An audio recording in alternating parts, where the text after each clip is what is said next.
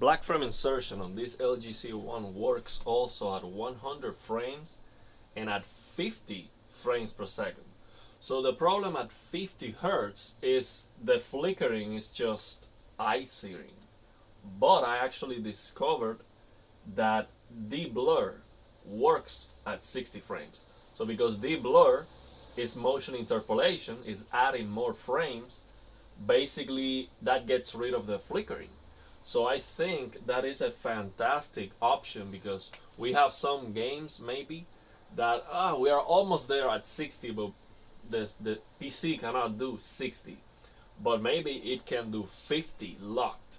So if that's the case, like for example, I have here Fortnite with all the ray tracing, which it doesn't make sense because this is a competitive game. But if you just want to see how it looks with all the ray tracing max out, all the graphics max out, and you're almost there at 60, but you cannot hit that, you can have the TV at 50 Hertz, lock the frame rate to 50 with Riva Turner, and get a perfectly, perfect motion clarity. So the settings for that are the same. Basically, you use console mode, use standard mode here, and you are gonna use the clarity setting, True Motion, de-blur 10, Motion Pro medium, okay? And it works perfectly fine. How do I discover and how do I know for sure this works perfectly fine?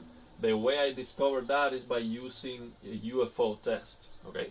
So I just come here to UFO test and I watch this, this object going left to right on the screen, and it basically shows me that the setting is working perfectly fine, okay? So there you go. I think this is very valuable, very usable, especially if you are almost there. You cannot reach 60 frames, but you can do 50. So if that's the case, you change the resolution of your TV to 50 Hertz, you open the game, you make sure that the game is running at 50 Hertz, and just lock the frame rate. And there you go. You have perfect motion clarity, and it looks fantastic. So definitely keep that in mind. It is an option, and it's an option that's gonna be available. It might save you maybe a CPU upgrade. You're almost there, you need a little bit more performance. Instead, you can just use that, and it works very well.